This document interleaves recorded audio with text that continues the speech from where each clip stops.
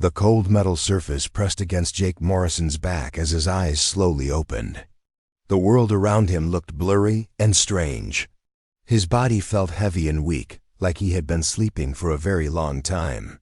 The air tasted stale and metallic.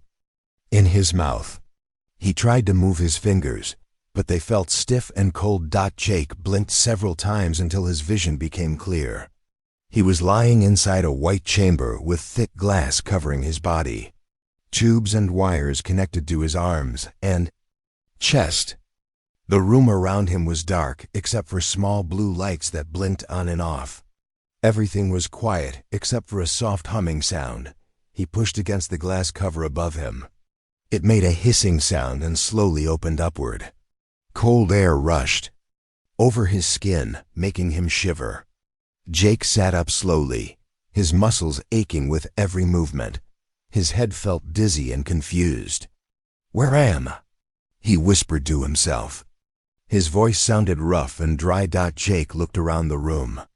It was filled with many other white chambers, just like the one he had been sleeping in. But all the other chambers were dark and empty. Some had broken glass. Others had strange dark stains on the metal inside them. A soft voice suddenly spoke from speakers in the ceiling. "Good morning, Captain Morrison. You have been in cryosleep for 20 years, 4 months, and 16 days. Jake recognized the voice. It belonged to Lieutenant Lisa Hayes, one of his crew members. But something was wrong. Lisa's voice sounded flat and empty, like a recording. "Lisa?" Jake called out. "Where are you? Where is everyone?" "I am sorry, Captain," the voice replied. "Lieutenant Hayes died 18 years ago when the ship's life support systems failed. I am the ship's computer system using her voice patterns to communicate with you." Jake felt his heart sink. He slowly climbed out of the cryo chamber, his legs shaking as they touched the cold floor. He was wearing only thin underwear, and his body was covered with small scars from the medical tubes. "What happened to my crew?" Jake asked, though he was afraid to hear the answer. "All crew members except yourself died during the journey," the computer replied. "The life support failure occurred 2 years after we left Earth. Your military grade cryopod was designed to operate independently. It kept you alive while the others could not be saved." Jake walked between the rows of empty cryo chambers. In some of them, he could see the remains of his friends and fellow soldiers. People he had known for years. People he had promised to bring home safely. His legs almost gave out under him. "How many?" he whispered. 200 crew members died, Captain. You are the sole survivor." Jake leaned against one of the chambers and closed his eyes. 200 good people. Men and women who had trusted him to lead them on this mission. All dead while he slept peacefully in his pod. "Where are we now?" he asked after a long moment. "We are currently drifting in space near the Kepler system. Our engines failed 3 years ago. We have been moving on momentum alone." Jake walked toward the exit of the cryo bay. The hallways of the ship were dark and cold. Emergency lighting cast red shadows on the walls. His bare feet made soft sounds on the metal floor as he made his way to the bridge. The command center was just as dark as the rest of the ship. Most of the computer screens were black or showing error messages. Jake sat down in his captain's chair and activated the main display. "Show me our current location," he ordered. A star map appeared on the screen. Jake studied it carefully. They were far from Earth, in a region of space he did not recognize. "Computer, what is our status with Earth? Have we received any messages from home?" There was a pause before the computer answered. "Captain, I must inform you of significant developments. Earth fell to alien invasion forces 15 years ago." Jake stared at the screen in shock. "What did you say?" "Earth was invaded by a species calling themselves the Zephyrian Collective. Human resistance lasted approximately 2 years before complete defeat. Most human colonies have also been conquered." The words hit Jake like a physical blow. He gripped the arms of his chair tightly. My family, my sister Emma? Lieutenant Emma Morrison was stationed at New Boston Colony when it fell 12 years ago. Her current status is unknown. Jake felt the world spinning around him. His home was gone. His family was gone. Everyone he had ever known was either dead or enslaved by aliens. He was alone in space with nothing but a damaged ship and the voice of a dead friend. Show me everything, Jake said quietly. I need to know what happened. The computer began displaying files and recordings. Jake watched as Earth cities burned under alien attack. He saw human armies fighting desperately against strange creatures with hard shells and glowing weapons. The aliens were tall and insect-like, moving together like parts of a single mind. The humans fought bravely, but they were outnumbered and outgunned. One by one, the great cities fell. New York, London, Tokyo, all reduced to smoking ruins.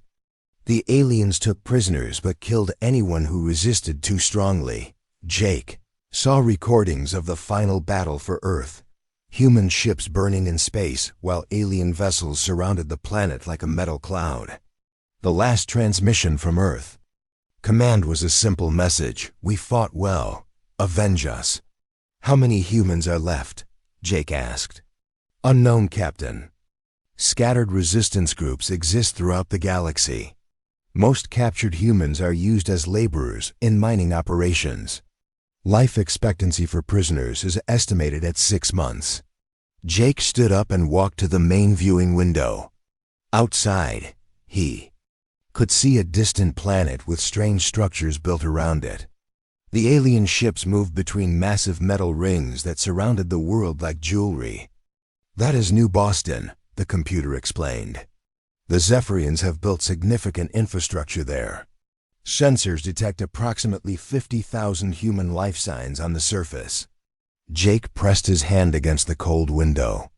His sister might be down there, working as a slave for the creatures that destroyed their world. If she was still alive. What weapons do we have? Jake asked. Most weapon systems are offline due to power failures. However, we are carrying experimental military equipment that was being transported to the outer colonies when Earth fell. Show me. Jake followed the computer's directions to the cargo bay. Inside were crates filled with advanced weapons, armor, and equipment he had never seen before. The technology looked far ahead of anything the military had when he left Earth. This equipment was developed during the war with the Zephyrians, the computer explained. It includes powered armor, enhanced weapons, and combat drugs designed to improve human physical capabilities. Jake opened one of the crates. Inside was a sleek black suit of armor that looked like it was made for a single person. Next to it were weapons that hummed with energy in bottles filled with glowing liquid. How many aliens are down there? Jake asked, looking back toward the window. Sensors detect approximately 300 Zephyrian warriors at the main facility, plus support personnel. They are organized as a standard battalion. Jake picked up one of the weapons and felt its weight in his hands. 300 aliens against one human. Most people would call it impossible. Most people would try to run or hide. But Jake Morrison was not most people. He was a soldier who had just learned that his world was dead and his people were slaves. He was angry and he was alone and he had nothing left to lose. Computer, begin preparing the experimental equipment for use. I want everything ready in 12 hours. Captain, you cannot seriously be considering an assault on a fortified alien position with 300 defenders. Jake smiled for the first time since waking up. It was not a pleasant smile. Watch me. Jake spent the next several hours exploring every section of the USS Liberty. The ship was bigger than he remembered, with many areas he had never seen before. Most of the corridors were dark and cold, but the experimental cargo bay had its own power source that still worked. He found the ship's kitchen and managed to get some food dispensers working. The meals tasted like cardboard, but his body needed fuel after 20 years of sleep. Jake ate slowly while reading through files on a portable computer tablet. The reports about the Zephyrian invasion made his stomach turn. The aliens had attacked, without warning, hitting every major human world at the same time. Their technology was far ahead of anything humans had built. Their ships could travel faster than light, and their weapons could destroy entire cities in minutes. But what made them truly dangerous was how they worked together. Every Zephyrian was connected to the others through some kind of mental link. They moved like parts of a single giant creature, always knowing what the others were thinking and planning. Jake read about the early battles. Human soldiers had fought bravely, but they were always surprised by how well the aliens coordinated their attacks. When humans tried to ambush one group of Zephyrians, other groups would already be moving to surround the humans. It was like fighting an enemy that could read minds. The experimental equipment in the cargo bay told a different story. During the final years of the war, human scientists had worked desperately to find ways to fight back. They had studied captured Zephyrian technology and biology, looking for weaknesses. Jake found a thick folder marked Zephyrian Combat Analysis. Inside were dozens of reports from the few human soldiers who had survived direct combat with the aliens. He read every page carefully. The reports all said the same thing.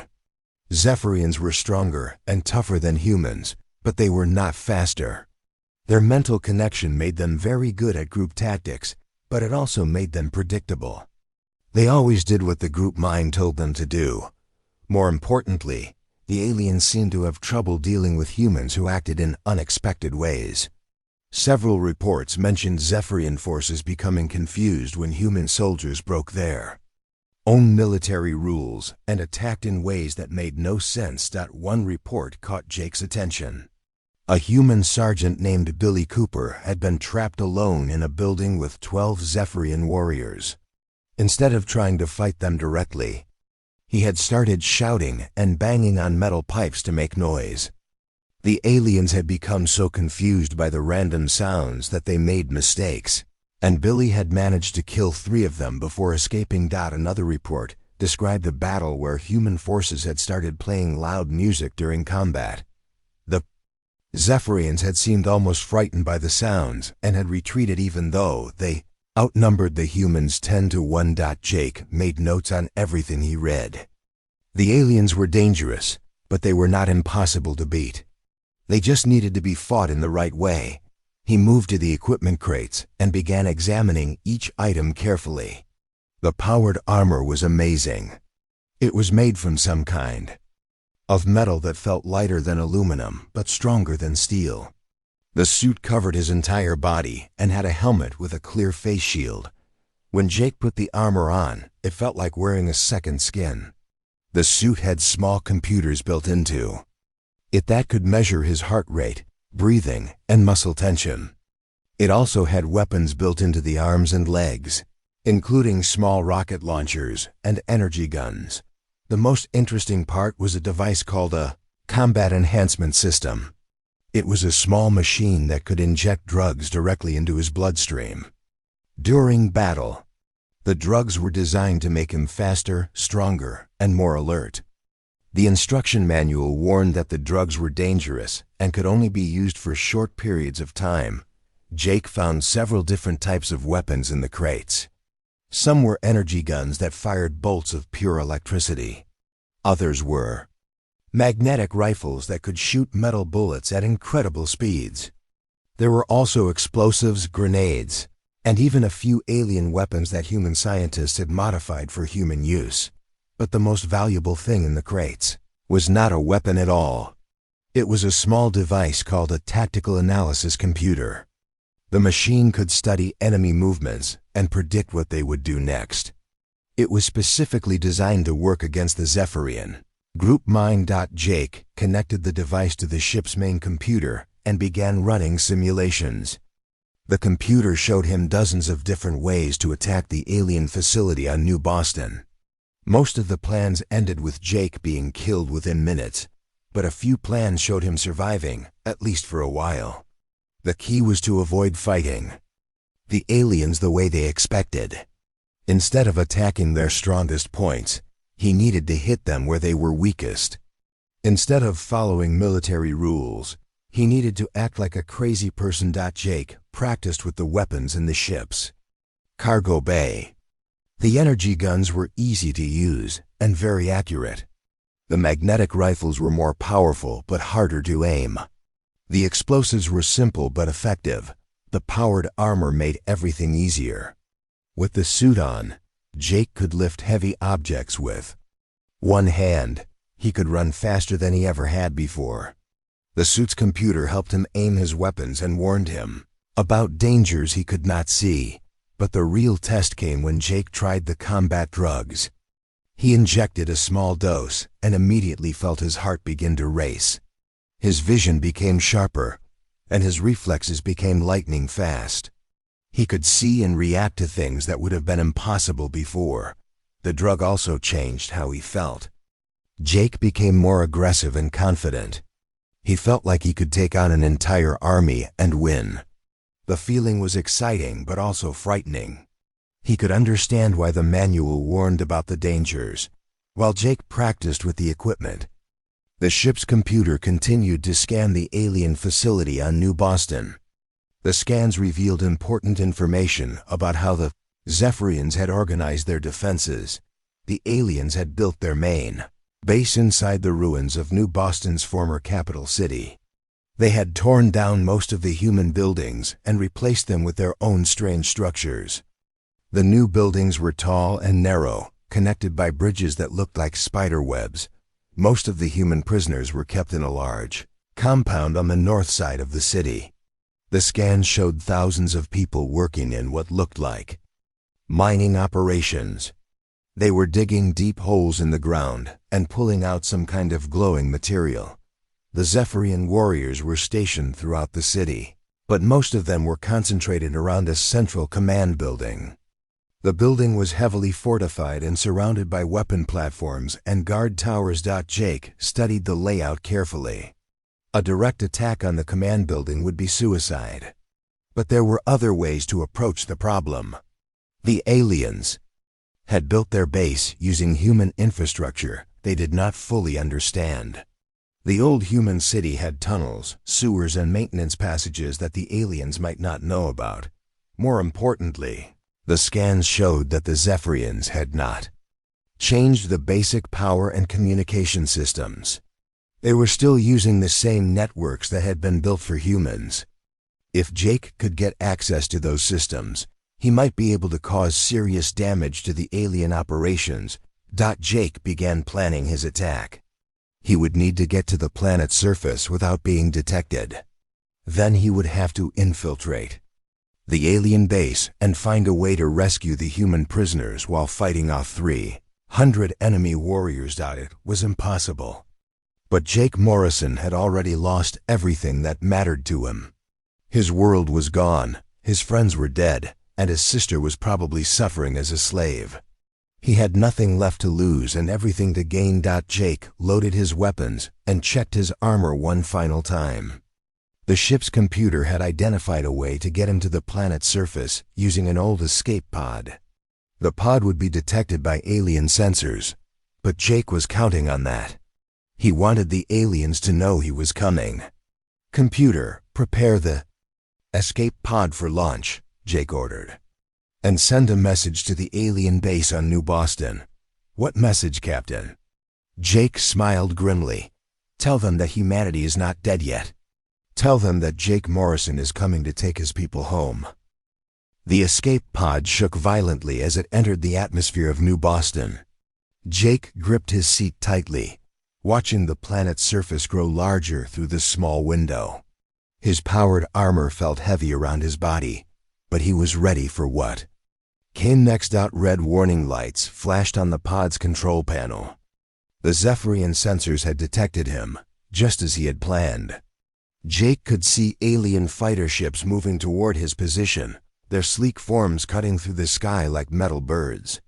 "Come on," Jake whispered to himself. "Take the bait." The alien ships opened fire with bright energy beams. Jake's pod was hit several times, but the human-built armor held. He steered the pod toward the ruins of the old human city, aiming for a section that looked empty of alien structures. Jake crashed into the remains of what had once been a shopping mall. The impact threw him forward against his restraints, but the powered armor absorbed most of the shock. He quickly released himself from the seat and grabbed his weapons. The pod's door exploded outward as Jake activated the emergency exit. He rolled out into the rubble of the destroyed building, immediately scanning for threats. The alien fighters circled overhead, but they could not see him through the thick smoke and debris. Jake activated his suit's stealth mode. The armor changed color to match his surroundings, making him nearly invisible. He moved carefully through the ruins, heading toward the center of the city, where the Zephian command base was located. The city looked nothing like the place it had once been. Where human homes and businesses had stood, there were now strange alien structures that looked like giant insects made of metal. The buildings were connected by bridges that sparkled with energy, and the air hummed with the sound of alien machinery. Jake paused behind a broken wall and used his suit's sensors to scan the area ahead. The readings showed dozens of Zephyrian warriors moving through the streets in organized groups. They were searching for him, but they were looking in the wrong places. He moved from cover to cover, staying in the shadows of the ruined human buildings. The aliens had torn down most of the original structures, but they had left the foundations and underground areas mostly intact. Jake used these hidden spaces to move closer to his target. As he traveled through the ruins, Jake began to see signs of the human prisoners. There were work sites where people in dirty clothes were digging in the ground under alien supervision. The prisoners looked thin and tired, but they were alive. Jake wanted to help them immediately, but he knew that would ruin his mission. He had to be patient and stick to his plan. First, he needed to find Dr. Claire Bennett, the scientist who had sent the distress signal. She would have information he needed. According to the intercepted messages, Dr. Bennett was being held in a research facility on the east side of the alien base. Jake moved in that direction, avoiding the main roads where Zephyrian patrols were most active. The research facility was a tall, narrow building that looked like a metallic tree. It was surrounded by energy barriers and guard towers. Jake counted at least 20 alien warriors watching the perimeter. He found an old storm drain that ran under the building. The tunnel was dark and filled with dirty water, but it was not being watched by the aliens. Jake crawled through the narrow space, his armor scraping against the concrete walls. The tunnel led to the building's basement, which the aliens were using as a storage area. Jake emerged from the drain and found himself surrounded by crates and equipment. Most of it was human technology that the aliens had captured and were trying to understand. Jake moved quietly through the storage room, looking for a way to reach the upper levels. He found a maintenance shaft that led to the building's ventilation system. The shaft was barely wide enough for his armored body, but he managed to squeeze inside. As he crawled through the ventilation system, Jake could hear voices coming from the rooms below. Some were the clicking, buzzing sounds of Zephyrian speech, but others were human voices speaking in English. Jake found a grate that looked down into a laboratory. Inside, he could see several humans in white coats working at strange machines. They were being watched by 2 Zephyrian guards, but the aliens seemed bored and inattentive. One of the humans looked familiar. Jake recognized her from the photo in the distress signal. It was Dr. Claire Bennett, a middle-aged woman with gray hair and tired eyes. She was working at a computer terminal, typing rapidly while glancing nervously at the alien guards. Jake waited until the guards moved to the other side of the room. Then he carefully removed the grate and dropped silently into the laboratory. The humans looked up in shock, but Jake quickly held a finger to his lips, signaling them to stay quiet. Dr. Bennett's eyes widened as she saw Jake's powered armor. She whispered, "Are you from Earth? Are you here to rescue us?" Jake nodded and moved closer to her. I'm Captain Jake Morrison. I received your distress signal. How many humans are being held here? There are about 50,000 prisoners in the city, Dr. Bennett whispered back. Most are working in the mines, but some of us are forced to help with their research projects. What kind of research? Jake asked. Dr. Bennett's face went pale. They're developing a biological weapon. Something that will kill all remaining humans in the galaxy. They plan to release it in 3 days. Jake felt his blood turn cold. If the aliens succeeded, it would mean the end of the human race. Every person who had survived the invasion would die. Where is the weapon? Jake asked. In the main command building, Dr. Bennett replied, but it's heavily guarded. There are at least 100 warriors protecting it. One of the other scientists, a young man with blonde hair, stepped forward. There's something else you need to know. Your sister is here. Jake's heart stopped. Emma? Where is she? She's in the high-security prison block, the young man said. She's been organizing resistance among the prisoners. The aliens have been trying to break her spirit, but she won't give up. Jake felt a surge of emotion. His sister was alive, and she was still fighting. But she was also in the most dangerous part of the alien base. Can you help me get the other prisoners out? Jake asked Dr. Bennett. She nodded quickly. I've been working on the base's computer systems. I can disable some of their security measures, but only for a short time. Maybe 15 minutes.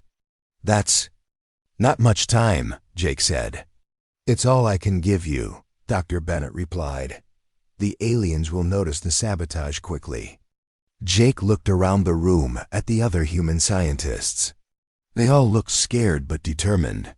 These people had been prisoners for years, but they were still willing to fight for their freedom. Listen carefully, Jake said to all of them. In 1 hour, I'm going to start an attack on the main command building. When you hear the explosions, Dr. Bennett will shut down the security systems. That will be your chance to escape and help free the other prisoners. What about you? Dr. Bennett asked. You can't fight 100 aliens by yourself. Jake smiled grimly. I'm not planning to fight them fair. I'm going to use their own tactics against them. He explained his plan quickly. The Zephyrians expected humans to follow military rules and attack in predictable ways. But Jake was going to do the opposite. He would use noise, confusion, and psychological warfare to break their group coordination. The key is to make them panic, Jake explained. If I can disrupt their mental connection, they'll start making mistakes. Dr. Bennett looked doubtful, but she nodded. We'll do our part. But please be careful. If you die, we all die with you. Jake checked his weapons one last time. His energy guns were fully charged, and his armor was operating perfectly. The combat drugs were ready to inject when he needed them. 1 hour, Jake said. Be ready. He climbed back into the ventilation shaft and began making his way toward the main command building. As he crawled through the darkness, Jake thought about his sister Emma. She was probably in a cell somewhere, not knowing that help was coming. Soon, she would be free. Soon, all the humans would be free. Jake Morrison was going to make sure of that, even if it cost him his life. Jake crouched on the roof of a damaged building, looking down at the Zephyrian command center. The alien structure rose like a twisted metal mountain from the center of the ruined city. Guard towers surrounded it, and energy barriers flickered. In the air around its base, he counted the enemy forces carefully. At least 150 Zephyrian warriors were visible, moving in perfect formation around the building. More were probably inside. Each alien stood 8 feet tall, covered in dark armor that looked like insect shells.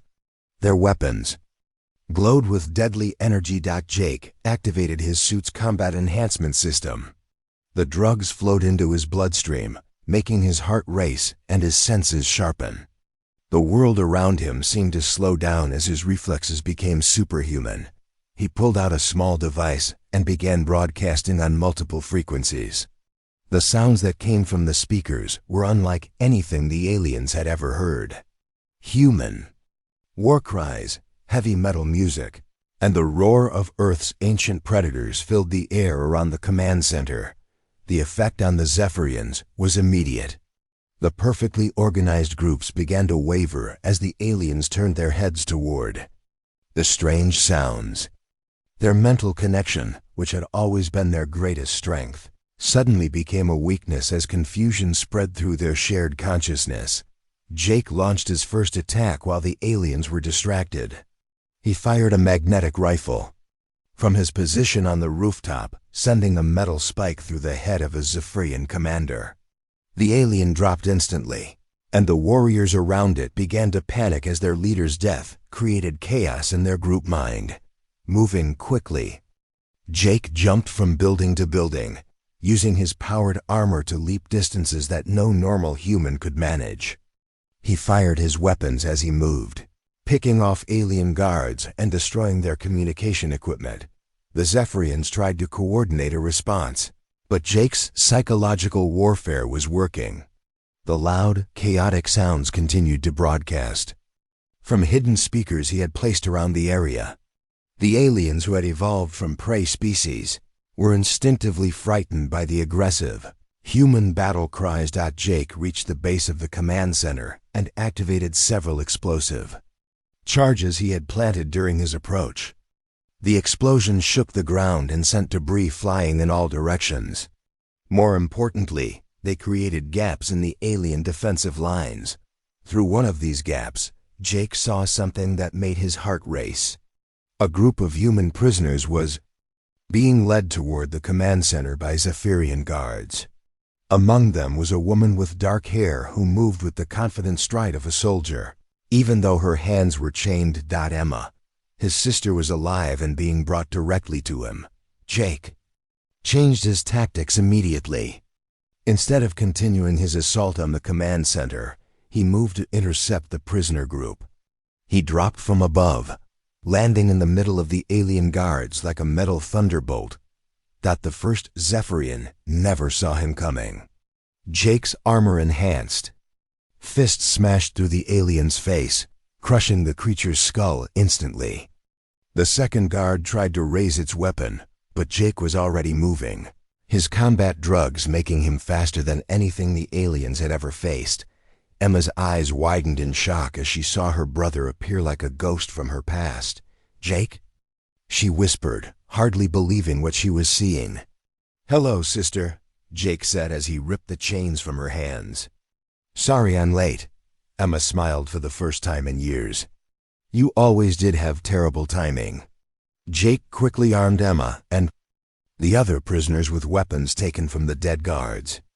His sister immediately took charge of the group, her military training still sharp despite years of captivity. "There are explosives in the main building," Emma told Jake. "They're planning to use them to destroy the bioweapon research if they can't complete it.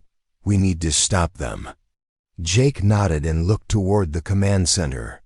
The building was now surrounded by hundreds of angry Zephyrian warriors, all focused on the small group of humans.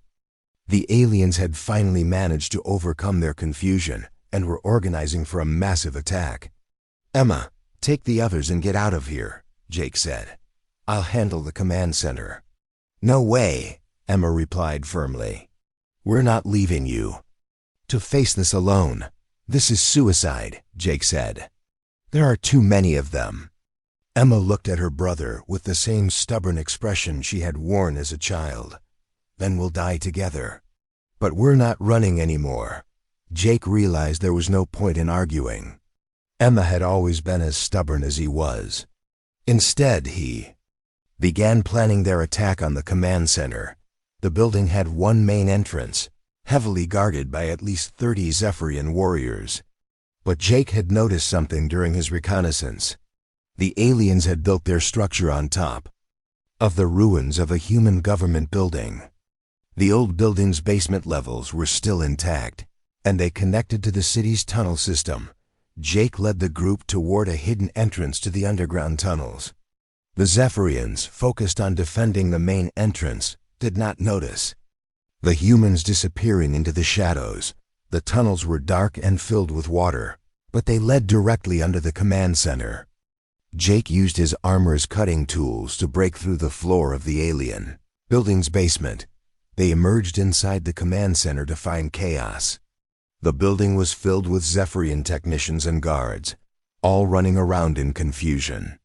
As alarms blared throughout the structure, the psychological warfare was still working, disrupting the aliens' ability to coordinate their response. Jake and Emma moved through the building like a deadly team. Years of separation had not diminished their ability to work together. Emma would distract the aliens while Jake attacked from their blind spots. Jake would create explosions while Emma led the other prisoners to safety. They fought their way up through the building's levels, leaving dead Zephyrians behind them.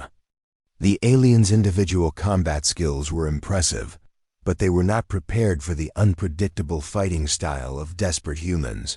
On the third floor, Jake found what he was looking for. A massive Zephyrian warrior stood in the center of a command room, its armor more elaborate than any of the others. This was the Nexus Prime, the leader of the alien battalion. The Nexus Prime was nearly 9 feet tall, with armor that sparkled with energy fields. Its weapons were built into its arms, and its eyes glowed with an intelligence that seemed to look right through Jake's soul. Human, the Nexus Prime spoke in perfect English, its voice like grinding metal. You have caused much disruption to our operations, but your resistance ends here. Jake stepped forward, his weapons raised. My resistance is just getting started. The battle between Jake and the Nexus Prime was unlike anything that had happened in the war between humans and Zephyrians. The alien leader was stronger and more experienced than any warrior Jake had ever faced. Its energy weapons could have cut through normal armor like paper, but Jake had advantages the alien could not understand. The combat drugs in his system made him faster than any human had ever been. His powered armor gave him strength to match the alien's natural abilities. Most importantly, his human unpredictability made it impossible for the Nexus Prime to predict his attacks. The fight moved throughout the command room, destroying equipment and walls as the two warriors clashed. Jake used every dirty trick he had learned in 20 years of military service. He threw debris, used the environment as a weapon, and attacked in ways that no honorable warrior would consider. The Nexus Prime, trained in formal combat techniques, could not adapt to Jake's wild fighting style. The aliens shared consciousness, which should have given it the wisdom of the entire battalion, instead became a weakness as other Zephyrians. Fear and confusion clouded its judgment. Emma and the other prisoners fought the remaining aliens throughout the building while Jake battled their leader. The sounds of combat echoed through the structure as humans and aliens clashed in desperate combat. Finally, Jake found his opening.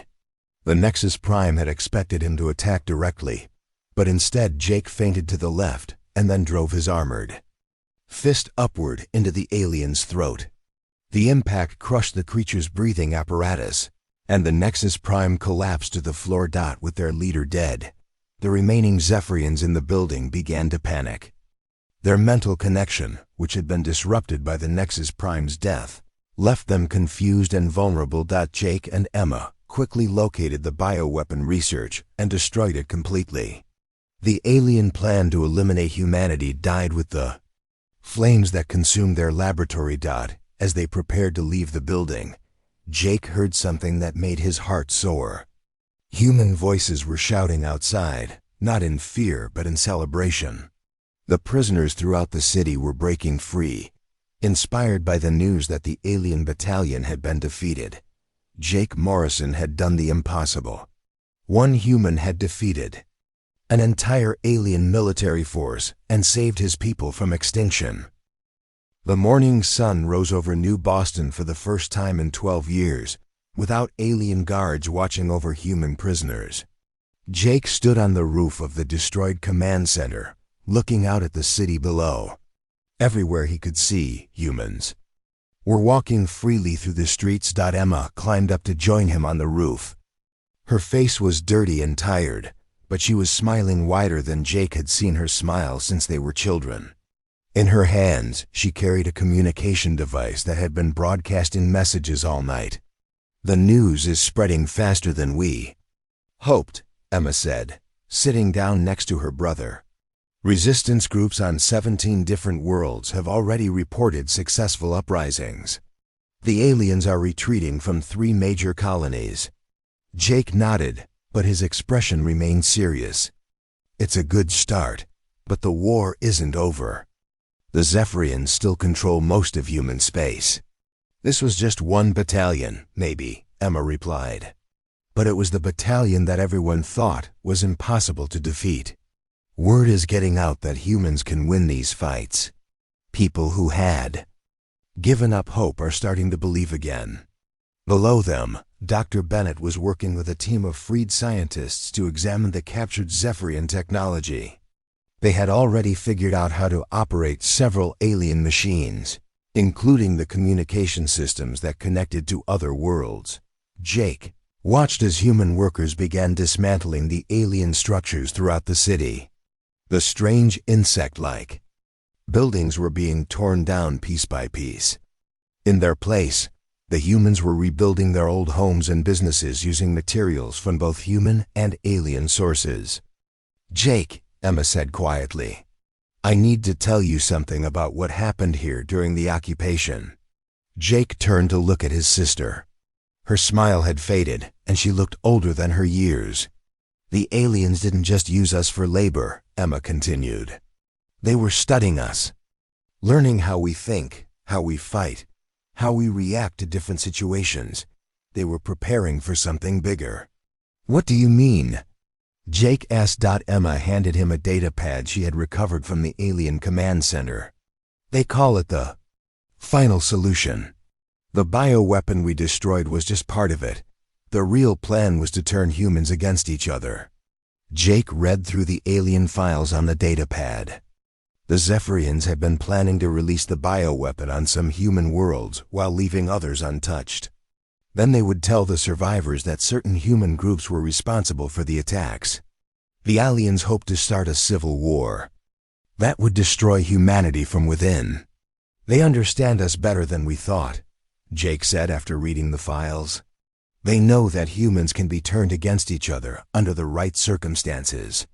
"But they made one mistake," Emma said. "They assumed that all humans would react the same way to hopelessness. They never planned for someone like you." Jake looked back at the city below. Children were playing in the streets for the first time in years. Adults were working together to rebuild their homes. Former prisoners were sharing food and supplies with each other, regardless of where they had come from originally. "It wasn't just me," Jake said.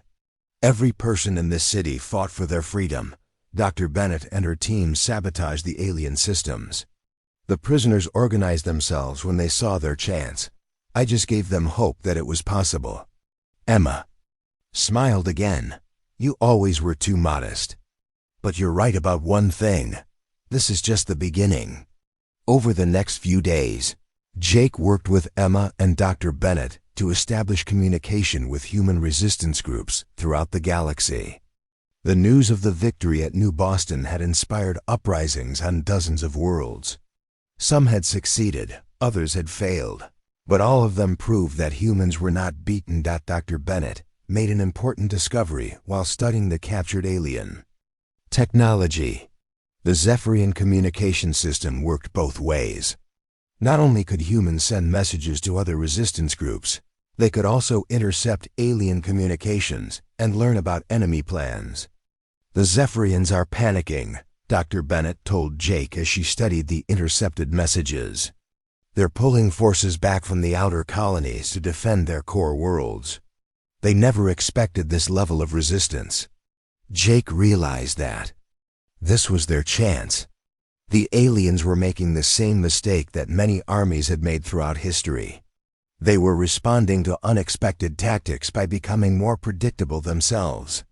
"We need to coordinate with the other resistance groups," Jake told Emma. "If we can hit multiple targets at the same time, we can keep the aliens off balance." Emma nodded and began working on a plan. She had always been better at strategy than Jake, and her years as a prisoner had taught her valuable lessons about alien weaknesses. Within a week, they had established contact with resistance leaders on 47 different worlds. Many of these leaders were former military officers like Emma, but others were ordinary people who had simply refused to give up. Jake was amazed by the stories he heard.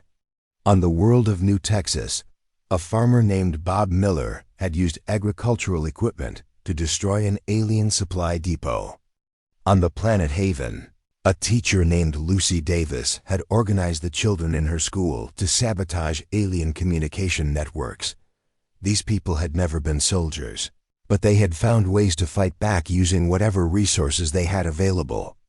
The Zephyrians, with their rigid military thinking, could not understand or predict such creative resistance. Jake began planning something that no one had thought possible since the fall of Earth: a coordinated attack on the Zephyrian home system itself. It would require every human ship, weapon, and fighter they could gather, but it might be their only chance to end the war. "Are you serious?" Emma asked when Jake explained his plan. "We barely have enough ships to defend the worlds we've already liberated." "That's exactly why we need to attack," Jake replied. "The aliens expect us to defend what we have. They're moving their fleets to recapture the liberated worlds. If we attack their home system while their forces are spread out, we might be able to cripple their ability to continue the war." Dr. Bennett had been listening to their conversation. "There's something else to consider," she said. "The alien communication system is controlled from their home world. If we can capture or destroy their central command, we can cut off their ability to coordinate attacks across the galaxy." Jake looked at the star charts displayed on the main screen. The Zephyrian home system was deep in enemy territory, protected by massive fleets and defensive stations. It would be the most dangerous mission any human had ever attempted, but it was also the mission that could win the war. Over the following weeks, Jake worked with resistance leaders throughout the galaxy to prepare for the attack. Ships that had been hidden since the fall of Earth were brought out of storage. Weapons that had been thought lost were recovered from secret caches. Most importantly, humans who had given up hope began to believe that victory was possible. Jake modified the USS Liberty to serve as the command ship for the human fleet. The old vessel had brought him to New Boston as a single desperate man. Now it would lead humanity's greatest counterattack. As the fleet prepared to depart for the Zephyrian home system, Jake stood once again on the bridge of his ship. Emma was beside him, wearing the uniform of a human admiral. Dr. Bennett was at the science station, coordinating intelligence from resistance groups across the galaxy. "All ships report ready for departure," Emma announced. Jake looked at the display showing their fleet. 57 ships of various sizes and conditions, crewed by former prisoners, resistance fighters, and survivors who had refused to surrender. It was not the largest fleet in human history, but it represented something more important than numbers. It represented hope. "Signal all ships," Jake ordered. "This is Captain Jake Morrison. 20 years ago, I went to sleep believing that humanity had a bright future among the stars. I woke up to find our worlds in chains and our people enslaved. But today, we take the first step toward reclaiming our destiny." Jake paused, thinking of all the humans who had died fighting for their freedom, and all those who were still waiting to be liberated. "Today, we show the galaxy that humanity will never surrender. Today, we go home." The human fleet jumped to hyperspace, carrying with it the hopes and dreams of an entire species. Jake Morrison, who had awakened alone and desperate in a cryopod, now led his people toward the greatest battle in human history. The war was far from over, but for the first time since the Zephyrian invasion, humanity was no longer fighting just to survive. They were fighting to win.